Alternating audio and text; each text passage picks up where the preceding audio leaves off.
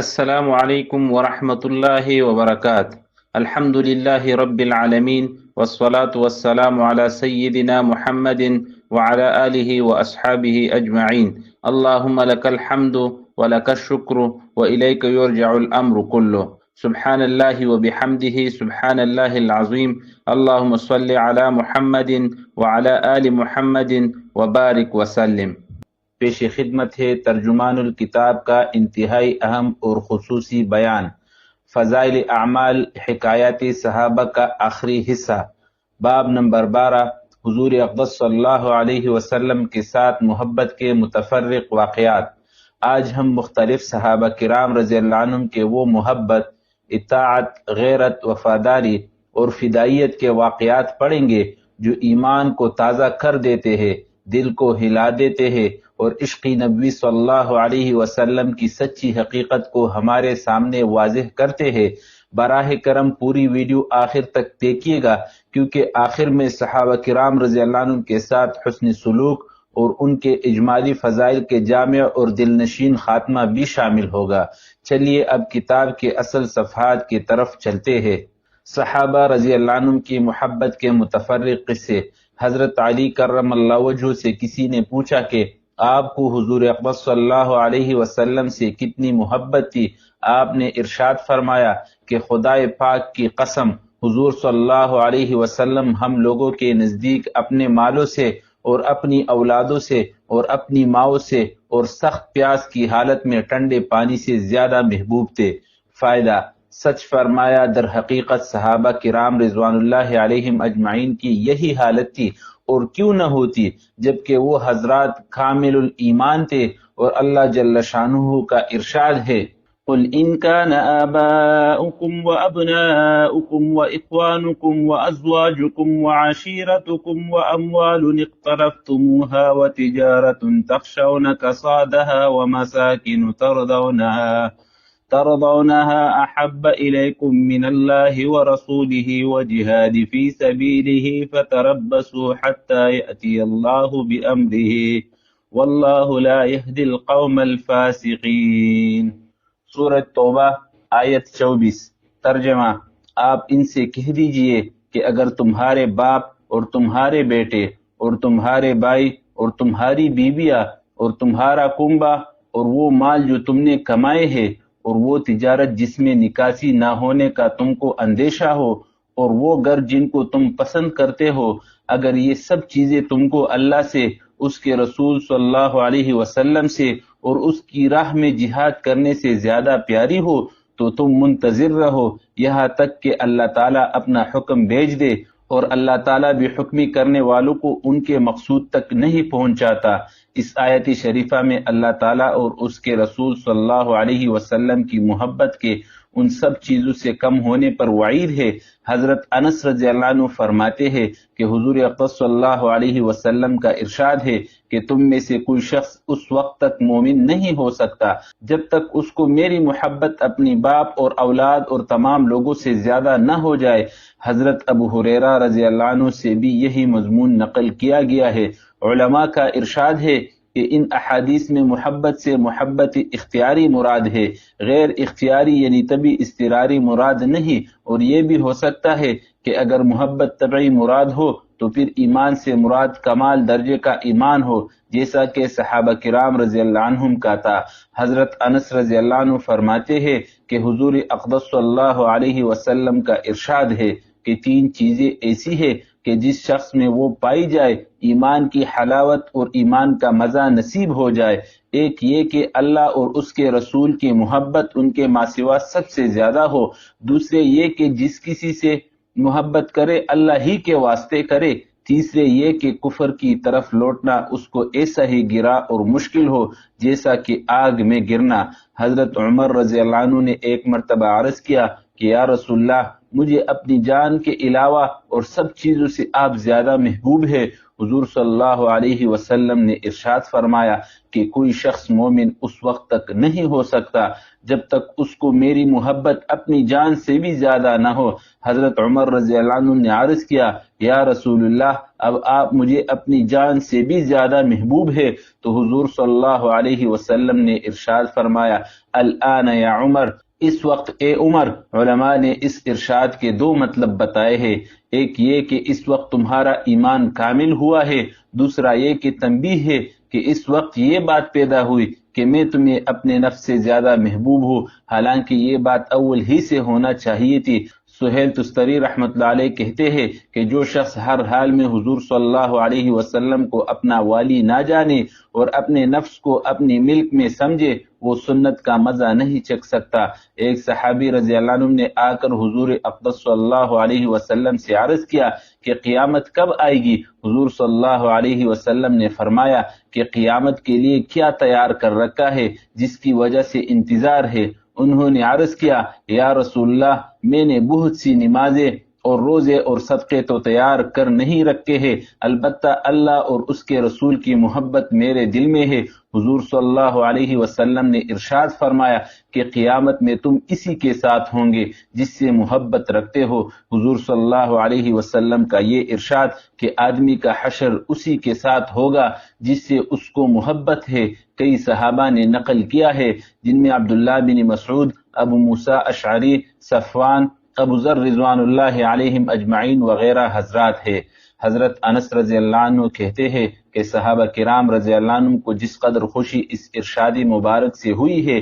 کسی چیز سے بھی اتنی خوشی نہیں ہوئی، اور ظاہر بات ہے ہونا بھی چاہیے تھی کہ حضور صلی اللہ علیہ وسلم کی محبت تو ان کے رگ و پے میں تھی، پھر ان کو کیوں نہ خوشی ہوتی۔ حضرت فاطمہ رضی اللہ عنہا کا مکان شروع میں حضور صلی اللہ علیہ وسلم سے ذرا دور تھا۔ ایک مرتبہ حضور صلی اللہ علیہ وسلم نے ارشاد فرمایا کہ میرا دل چاہتا تھا تمہارا مکان تو قریب ہی ہو جاتا۔ حضرت فاطمہ رضی اللہ عنہ نے عرض کیا کہ حارثہ رضی اللہ عنہ کا مکان آپ کے قریب ہے، ان سے فرماوے کہ میرے مکان سے بدل لے۔ حضور صلی اللہ علیہ وسلم نے فرمایا کہ ان سے پہلے بھی تبادلہ ہو چکا ہے، اب تو شرم آتی ہے۔ حارثہ رضی اللہ عنہ کو اس کی اطلاع ہوئی، فوراً حاضر ہو کر عرض کیا، یا رسول اللہ، مجھے معلوم ہوا ہے کہ آپ فاطمہ کا مکان اپنے قریب چاہتے ہیں، یہ میرے مکانات موجود ہے، ان سے زیادہ قریب کوئی مکان بھی نہیں، جون سا پسند ہو بدل لے۔ یا رسول اللہ، میں اور میرا مال تو اللہ اور اس کے رسول ہی کا ہے۔ یا رسول اللہ، خدا کی قسم، جو مال آپ لے لے وہ مجھے زیادہ پسند ہے اس مال سے جو میرے پاس رہے۔ حضور صلی اللہ علیہ وسلم نے ارشاد فرمایا، سچ کہتے ہو، اور برکت کی دعا دی اور مکان بدل لیا۔ ایک صحابی رضی اللہ عنہم حضور صلی اللہ علیہ وسلم کی خدمت میں حاضر ہوئے اور عرض کیا کہ آپ کی محبت مجھے میری جان و مال اور اہل و عیال سے زیادہ ہے، میں اپنے گھر میں ہوتا ہوں اور آپ کا خیال آ جاتا ہے تو صبر نہیں آتا، یہاں تک کہ حاضر ہوں اور آ کر زیارت نہ کر لو۔ مجھے یہ فکر ہے کہ موت تو آپ کو بھی اور مجھے بھی ضرور آنی ہی ہے، اس کے بعد آپ تو انبیاء علیہ السلام کے درجے پر چلے جائیں گے، تو مجھے یہ خوف رہتا ہے کہ پھر میں آپ کو نہیں دیکھ سکوں گا۔ حضور صلی اللہ علیہ وسلم نے اس کے جواب میں سکوت فرمایا کہ حضرت جبرائیل علیہ السلام تشریف لائے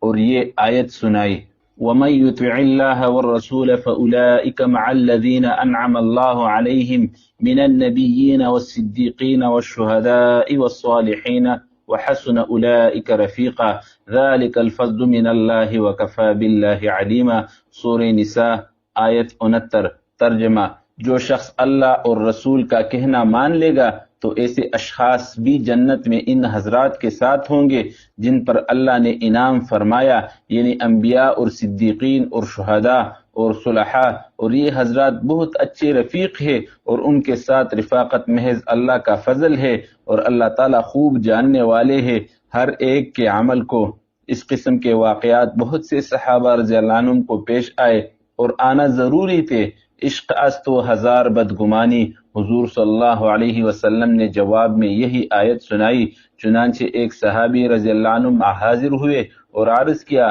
یا رسول اللہ، مجھے آپ سے ایسی محبت ہے کہ جب خیال آ جاتا ہے اگر اس وقت میں آ کر زیارت نہ کر لوں تو مجھے غالب گمان ہے کہ میری جان نکل جائے، مگر مجھے یہ خیال ہے کہ اگر میں جنت میں داخل بھی ہو گیا تب بھی آپ سے تو نیچے درجے میں ہوں گا، مجھے تو جنت میں بھی آپ کی زیارت کے بغیر بڑی مشقت ہوگی۔ آپ صلی اللہ علیہ وسلم نے یہی آیت سنائی۔ ایک اور حدیث میں آیا ہے کہ ایک انصاری رضی اللہ عنہ حاضر خدمت ہوئے اور نہایت غمگین تھے۔ حضور صلی اللہ علیہ وسلم نے فرمایا غمگین کیوں ہو؟ عرض کیا یا رسول اللہ ایک سوچ میں ہوں۔ آپ صلی اللہ علیہ وسلم نے دریافت فرمایا کیا سوچ ہے؟ عرض کیا یا رسول اللہ ہم صبح و شام حاضر خدمت ہوتے ہیں، آپ کی زیارت سے محظوظ ہوتے ہیں، آپ کی خدمت میں بیٹھتے ہیں، کل کو آپ تو انبیاء علیہ السلام کے درجے پر پہنچ جائیں گے، ہماری وہاں تک رسائی نہیں ہوگی۔ حضور صلی اللہ علیہ وسلم نے سکوت فرمایا،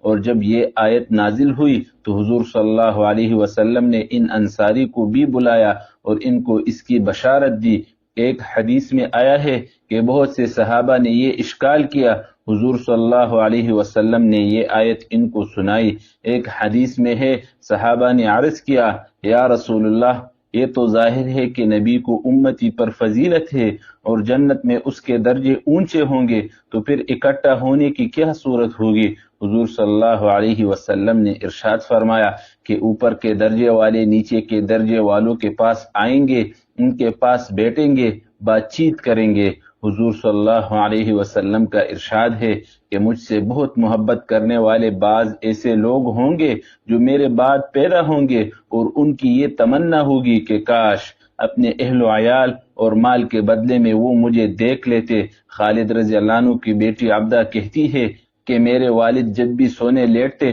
تو اتنے آنکھ نہ لگتی اور جاگتے رہتے، حضور صلی اللہ علیہ وسلم کی یاد اور شوق و اشتیاق میں لگے رہتے، اور مہاجرین و انصار صحابہ رضی اللہ عنہم کا نام لے کر یاد کرتے رہتے اور یہ کہتے کہ یہی میرے اصول و فروغ ہے، یعنی بڑے اور چھوٹے، اور ان کے درمیان میرا دل کھنچا جا رہا ہے، یا اللہ مجھے جلدی ہی موت دے دے کہ ان لوگوں سے جا کر ملوں، اور یہی کہتے کہتے سو جاتے۔ حضرت ابوبکر صدیق رضی اللہ عنہ نے ایک مرتبہ عرض کیا کہ یا رسول اللہ مجھے اپنے باپ کے مسلمان ہونے کی بنسبت آپ کے چچا ابو طالب کے مسلمان ہو جانے کی زیادہ تمنا ہے، اس لیے کہ اس سے آپ کو زیادہ خوشی ہوگی۔ حضرت عمر رضی اللہ عنہ نے ایک مرتبہ حضور صلی اللہ علیہ وسلم کے چچا حضرت عباس رضی اللہ عنہ سے عرض کیا کہ آپ کے اسلام لانے کی مجھے زیادہ خوشی ہے اپنے باپ کے مسلمان ہونے سے، اس لیے کہ آپ کا اسلام حضور صلی اللہ علیہ وسلم کو زیادہ محبوب ہے۔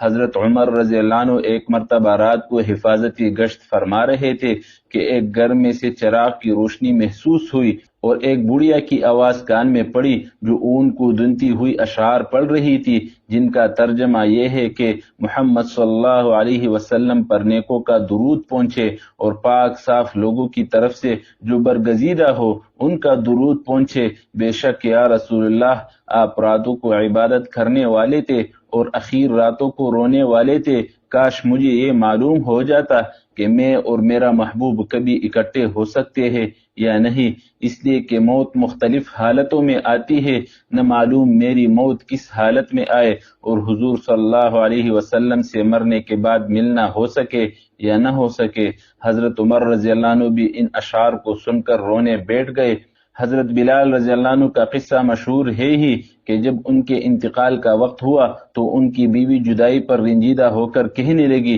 کہ ہائے افسوس، وہ کہنے لگے سبحان اللہ، کیا مزے کی بات ہے کہ کل کو محمد صلی اللہ علیہ وسلم کی زیارت کریں گے اور ان کے صحابہ سے ملیں گے۔ حضرت زید رضی اللہ عنہ کا قصہ باب نمبر 5 کے قصہ نمبر 9 میں گزر چکا ہے کہ جب ان کو سولی دی جانے لگی تو ابو سفیان نے پوچھا کہ کیا تجھے یہ گوارا ہے کہ ہم تجھے چھوڑ دے اور تیرے بجائے خدا نخواستہ حضور صلی اللہ علیہ وسلم کے ساتھ یہ معاملہ کرے؟ تو زید رضی اللہ عنہ نے کہا خدا کی قسم مجھے یہ بھی گوارا نہیں کہ حضور صلی اللہ علیہ وسلم اپنی دولت قدہ پر تشریف فرما ہو اور وہاں ان کے کانٹا چھپ جائے اور میں اپنے گھر آرام سے رہ سکوں۔ ابو سفیان کہنے لگا کہ میں نے کبھی کسی کو کسی کے ساتھ اتنی محبت کرتے نہیں دیکھا جتنی محمد کی جماعت کو ان سے ہے۔ تنبیہ: علماء نے حضور اقدس صلی اللہ علیہ وسلم کے ساتھ محبت کی مختلف علامات لکھی ہے۔ قاضی عیاض فرماتے ہیں کہ جو شخص کسی چیز کو محبوب رکھتا ہے،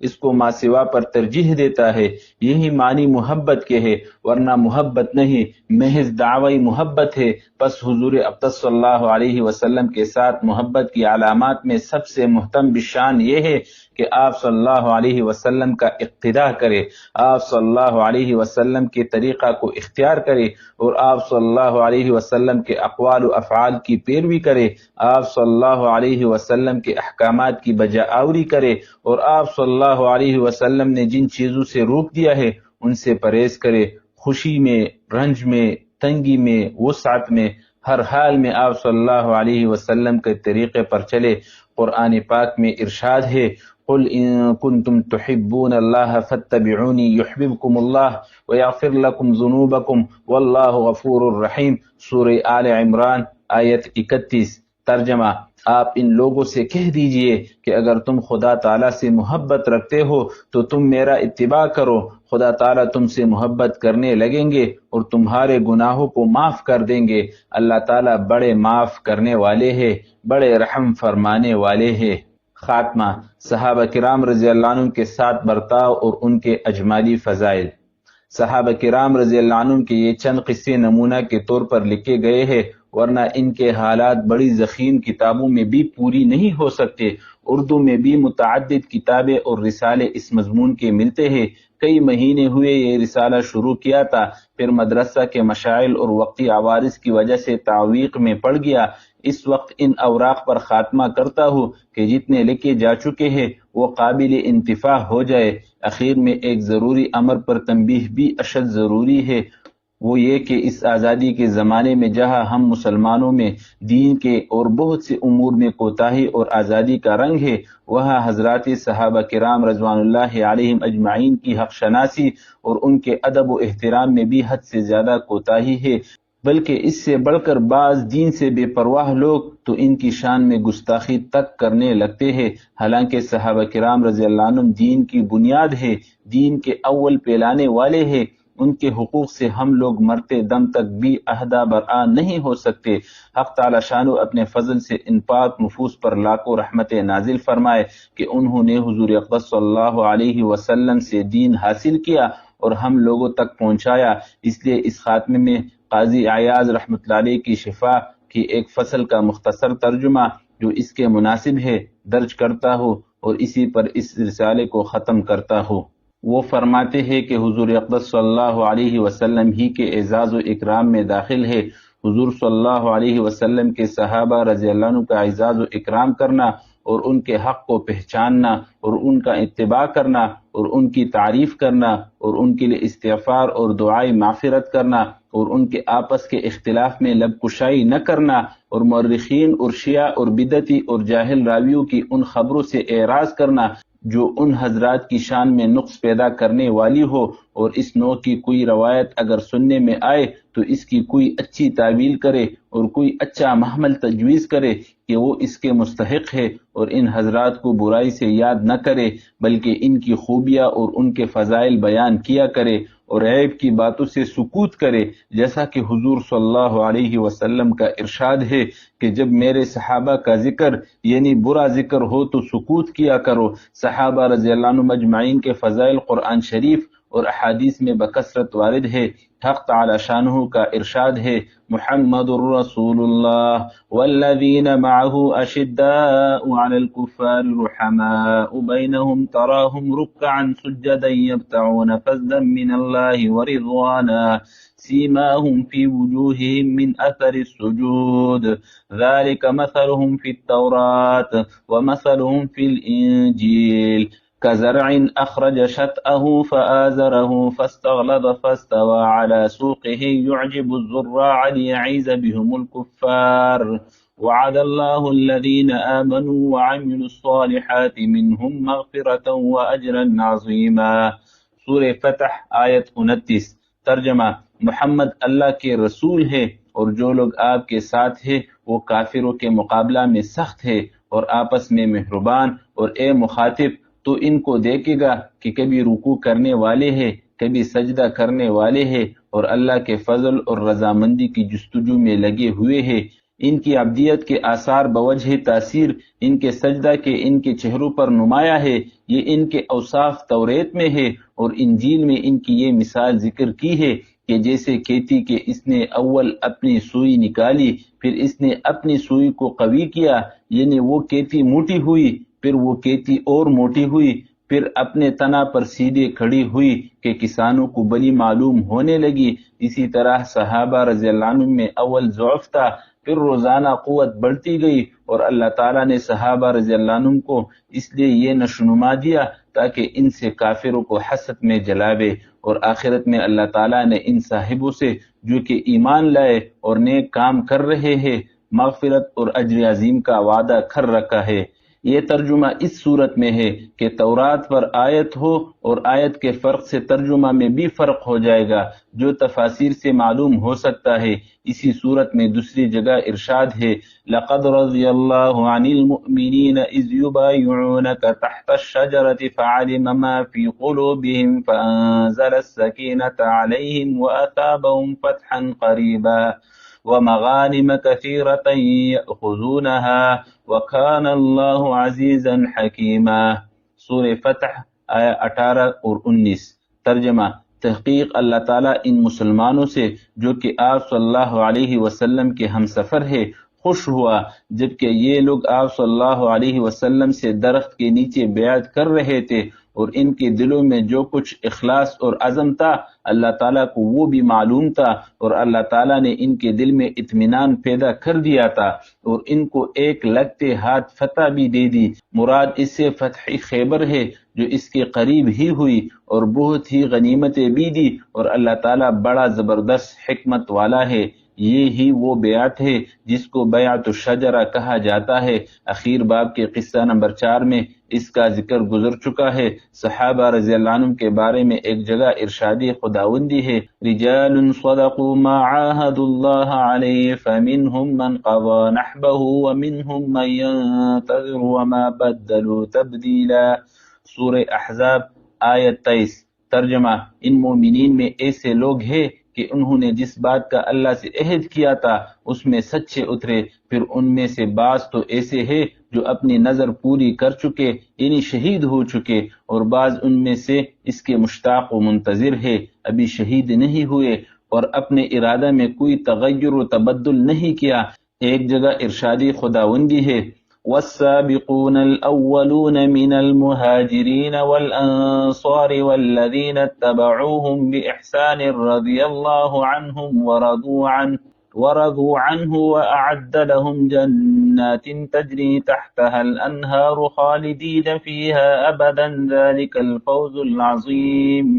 سورہ توبہ آیت 100۔ ترجمہ: اور جو مہاجرین و انصار ایمان لانے میں سب امت سے مقدم ہے اور جتنے لوگ اخلاص کے ساتھ ان کے پیرو ہے، اللہ تعالیٰ ان سب سے راضی ہوا اور وہ سب اللہ سے راضی ہوئے، اور اللہ تعالیٰ نے ان کے لیے ایسے باغ تیار کر رکھے ہیں جن کے نیچے نہریں جاری ہوں گے، جن میں وہ ہمیشہ ہمیشہ رہیں گے، اور یہ بڑی کامیابی ہے۔ ان آیات میں اللہ جل شانہ نے صحابہ رضی اللہ عنہم کی تعریف اور ان سے خوشنودی کا اظہار فرمایا ہے۔ اسی طرح احادیث میں بھی بہت کثرت سے فضائل وارد ہوئے ہیں۔ حضور اقدس صلی اللہ علیہ وسلم کا ارشاد ہے کہ میرے بعد ابو بکر و عمر کا اقتداء کیا کرو۔ ایک حدیث میں ارشاد ہے کہ میرے صحابہ ستاروں کی طرح ہے، جس کا اتباع کرو گے ہدایت پاؤ گے۔ محدثین کو اس حدیث میں کلام ہے، اور اسی وجہ سے قاضی عیاض رحمۃ اللہ علیہ پر اس کے ذکر کرنے میں اعتراض ہے، مگر ملا علی قاری رحمۃ اللہ علیہ نے لکھا ہے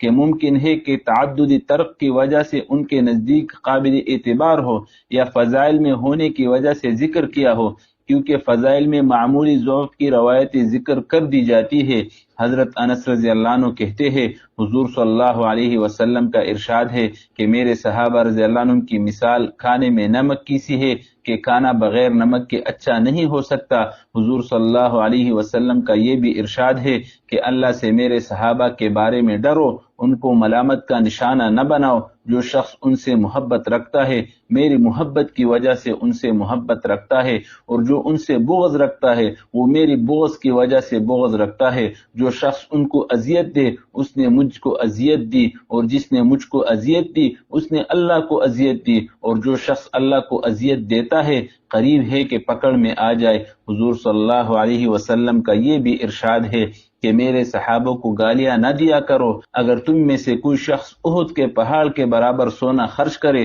تو وہ ثواب کے اعتبار سے صحابہ کے ایک مد یا آدھے مد کے برابر بھی نہیں ہو سکتا۔ اور حضور صلی اللہ علیہ وسلم کا ارشاد ہے کہ جو شخص صحابہ کو گالیاں دے اس پر اللہ کی لعنت اور فرشتوں کی لعنت اور تمام آدمیوں کی لعنت، نہ اس کا فرض قبول ہے نہ نفل۔ حضور صلی اللہ علیہ وسلم کا ارشاد ہے کہ اللہ تعالیٰ نے انبیاء علیہ السلام کے علاوہ تمام مخلوق میں سے میرے صحابہ کو چانٹا ہے اور ان میں سے 4 کو ممتاز کیا ہے، ابو بکر، عمر، عثمان، علی، ان کو میرے سب صحابہ سے افضل قرار دیا۔ ایوب سختیانی رحمۃ اللہ علیہ کہتے ہیں کہ جس شخص نے ابو بکر رضی اللہ عنہ سے محبت کی اس نے دین کو سیدھا کیا، اور جس نے عمر رضی اللہ عنہ سے محبت کی اس نے دین کے واضح راستے کو پا لیا، اور جس نے عثمان رضی اللہ عنہ سے محبت کی وہ اللہ کے نور کے ساتھ منور ہوا، اور جس نے علی رضی اللہ عنہ سے محبت کی اس نے دین کی مضبوط رسی کو پکڑ لیا۔ جو صحابہ رضی اللہ عنہ کی تعریف کرتا ہے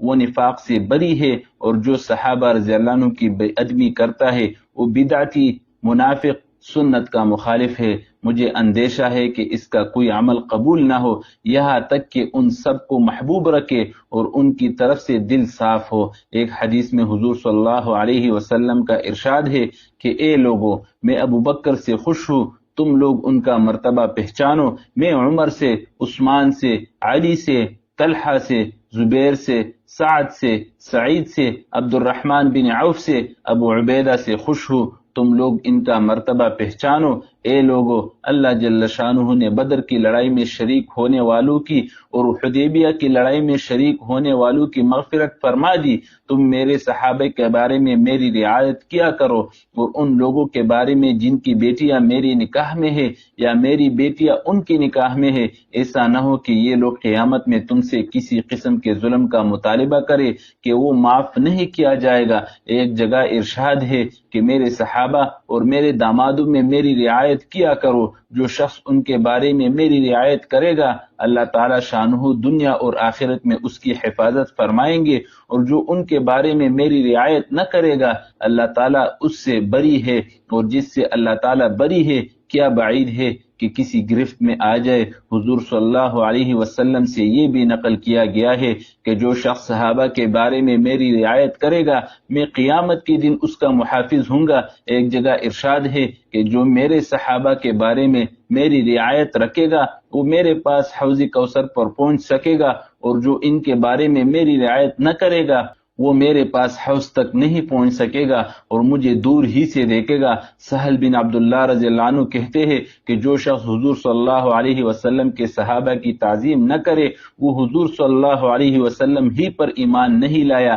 اللہ جل شانہ اپنے لطف و فضل سے، اپنی گرفت سے اور اپنے محبوب کے عتاب سے مجھ کو اور میرے دوستوں کو، میرے محسنوں کو اور ملنے والوں کو، میرے مشائخ کو، تلامذہ کو اور سب مومنین کو محفوظ رکھے، اور ان حضرات صحابہ کرام رضی اللہ عنہم اجمعین کی محبت سے ہمارے دلوں کو بھر دے۔ آمین برحمتک یا ارحم الراحمین، وآخر دعوانا ان الحمد للہ رب العالمین، والصلاة والسلام الأتمان الأكملان على سيد المرسلين وعلى آله وأصحابه الطيبين الطاهرين وعلى أتباعه وأتباعهم حملة الدين المتين تمت۔ زکریا عفی عنہ کاندلوی، مقیم مدرسہ مظاہر العلوم سہارنپور، 12 شوال 1357 ہجری دوشنبہ۔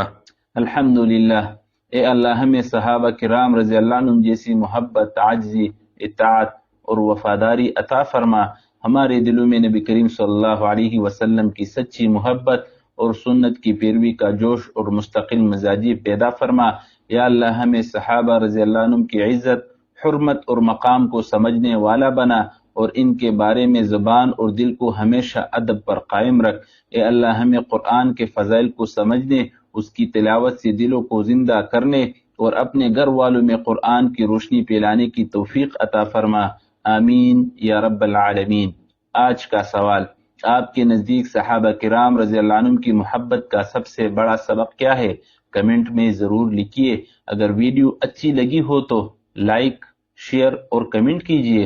اور ترجمان الکتاب کو سبسکرائب کرنا ہرگز نہ بھولیے تاکہ اگلا حصہ فضائل قرآن آپ تک سب سے پہلے پہنچے۔ جزاکم اللہ خیرہ، والسلام علیکم ورحمۃ اللہ وبرکاتہ۔